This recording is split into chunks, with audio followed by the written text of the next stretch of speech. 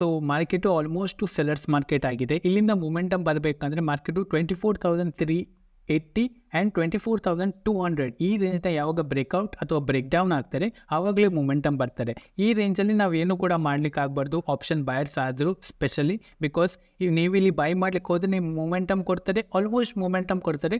Target ಹತ್ರ ಹೋಗೋಕ್ಕಿಂತ ಮುಂಚೆ stop loss ಇಟ್ಟಾಗ್ತಾರೆ. ಇಲ್ಲಿಂದ ಮಾರ್ಕೆಟು ನೀವು ಸೆಲ್ ಮಾಡ್ತೀರಾ, ಒಂದು ಒಳ್ಳೆ ಮೊಮೆಂಟಮ್ ಕೊಡ್ತಿರ್ತಾರೆ. ನನ್ನ ಬ್ಯಾಂಕ್ ನಿಫ್ಟಿಯಲ್ಲಿ ಇವತ್ತು ಕೂಡ ಹಾಗೆ ಆಯಿತು, ಆಲ್ಮೋಸ್ಟ್ ಒಂದು ಮೊಮೆಂಟಮ್ ಕೊಡ್ತಿತ್ತು.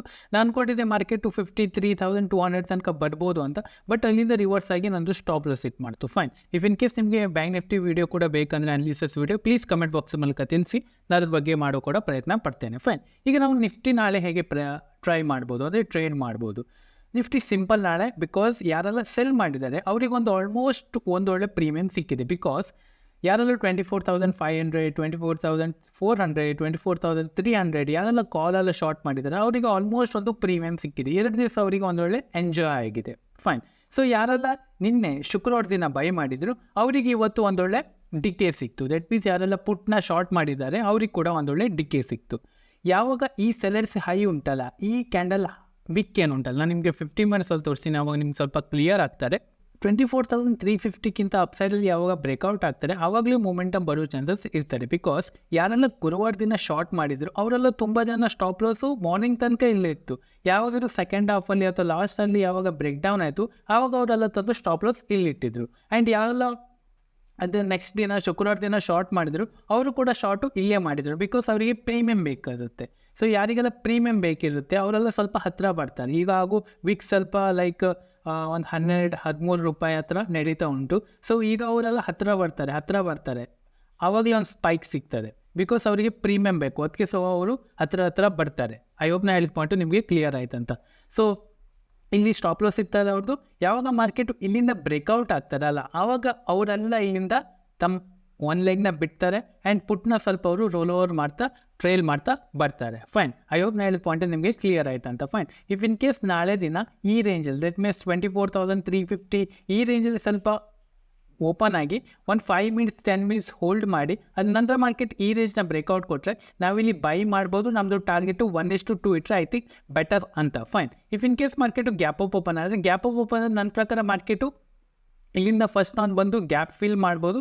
ಈ ಗ್ಯಾಪ್ ಫಿಲ್ ಮಾಡಿದ ನಂತರ ಇಫ್ ಇನ್ ಕೇಸ್ ಏನಾದರೂ ನಮ್ದು ಇಲ್ಲಿ ಡಬ್ಲ್ಯೂ ಪ್ಯಾಟರ್ನ್ ಸಿಕ್ಕಿದ್ರೆ ನಾವಿಲ್ಲಿ ಬೈ ಮಾಡ್ಬೋದು. ಬಟ್ ನಮ್ಮದು ಕ್ವಾಲಿಟಿ ಏನಿರಬೇಕು 110 ಇರಬೇಕು. ಫೈನ್. ಸೊ ಯಾವಾಗ ಮಾರ್ಕೆಟು ಅಪ್ಸೈಡ್ ಹೋಗ್ತಾರೆ ಅಲ್ಲಿ ನಾವು ಕ್ವಾಲಿಟಿನ ಲೆಸ್ ಇರಬೇಕಾಗುತ್ತೆ. ಬಿಕಾಸ್ ಆಲ್ರೆಡಿ ಒಂದು ಮೊಮೆಂಟಮ್ ಓವರ್ ನೈಟ್ ನಮಗೆ ಸಿಕ್ಕಾಗಿದೆ. ಸೊ ಇಫ್ ಇನ್ ಕೇಸ್ ನಾವಿಲ್ಲಿ ಮತ್ತು ನಾರ್ಮಲ್ ಕ್ವಾಲಿಟಿಯಲ್ಲಿ ಪ್ಲ್ಯಾನ್ ಮಾಡಿದರೆ ನಮ್ಗೆ ಅನ್ನೆಸೆಸರಿ ಲಾಸಸ್ ಆಗ್ತಾರೆ. ಬಿಕಾಸ್ ಯಾರೆಲ್ಲ ಬೈ ಮಾಡಿದ್ದಾರೆ ಅವ್ರಿಗೆ ಆಲ್ರೆಡಿ ಅವ್ರದ್ದು ಪ್ರಾಫಿಟ್ ಆಗಿದೆ, ಅವ್ರ ಹೊಟ್ಟೆ ತುಂಬಿದೆ. ಈಗ ನಾವು ಹೊಟ್ಟೆ ತುಂಬ್ತಂದ್ರೆ ಅವ್ರು ಕೂತ್ಕೊಳ್ತಾರೆ, ಇಲ್ಲ ಅವ್ರ ಹೊಟ್ಟೆ ತುಂಬಿದೆ ಅಂದರೆ ಅವ್ರನ್ನ ಕಾಯಿನ್ನ ಡಿಸ್ ಮಾಡ್ತಾರೆ. ಸೊ ಅಲ್ಲಿಂದ ಮಾರ್ಕೆಟು ರಿವರ್ಸ್ ಆಗೋ ಚಾನ್ಸಸ್ ಇರ್ತಾರೆ. ಫೈನ್. ಇಫ್ ಇನ್ ಕೇಸ್ ನಾಳೆ ಗ್ಯಾಪ್ ಡೌನ್ ಓಪನ್ ಆಗುತ್ತೆ, ಗ್ಯಾಪ್ ಡೌನ್ ಆದರೆ ಸ್ವಲ್ಪ ಇಂಟ್ರೆಸ್ಟಿಂಗ್ ಆಗ್ತಾರೆ.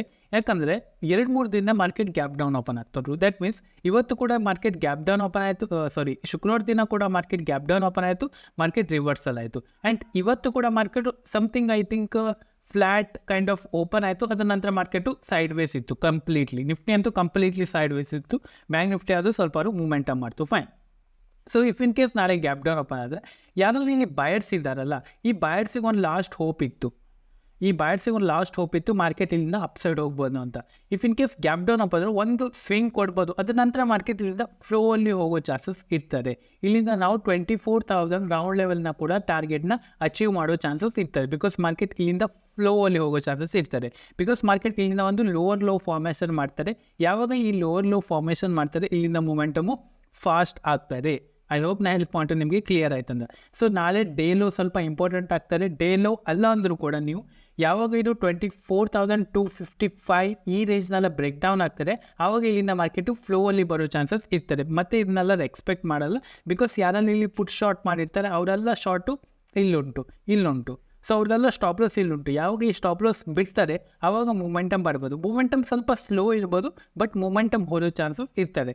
ಸೊ ಯಾರೆಲ್ಲ ಆಪ್ಷನ್ ಬಯರ್ಸ್ ಇದ್ದೀರಾ ನಿಮ್ಗೆ ಸ್ವಲ್ಪ ಇಲ್ಲಿ ಮೊಮೆಂಟಮ್ ಸ್ಲೋ ಇರ್ಬೋದು. That means if in case ನೀವು ಇಲ್ಲಿ ಕೈಟ್ ಆಫ್ ಒಂದು 150 ರೂಪಾಯಿ ಶಾರ್ಟ್ ಮಾಡಿದರೆ ಲೈಕ್ ಇದು ಸಮಥಿಂಗ್ ಹೋಗ್ಬೋದು 160 ತನಕ, ದೆನ್ ಇದು ಅಗೇನ್ 150 ತನಕ ಬರ್ಬೋದು, 170 ಹೋಗ್ಬೋದು, ಅಗೇನ್ ಇದು 160 ಬರ್ಬೋದು, ಲೈಕ್ ಇದು 200 ಹೋಗ್ಬೋದು, ಅಗೇನ್ ಇದು ಲೈಕ್ 180 ಬರ್ಬೋದು. ಈ ಥರ ಮೊಮೆಂಟಮ್ ಆಗೋ ಚಾನ್ಸಸ್ ಇರ್ತಾರೆ.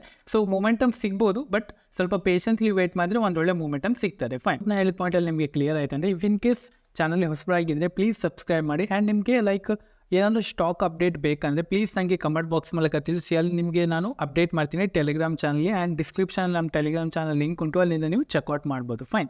ಈ ವಿಡಿಯೋದ ಇಷ್ಟೇ. Thank you. Have a good day.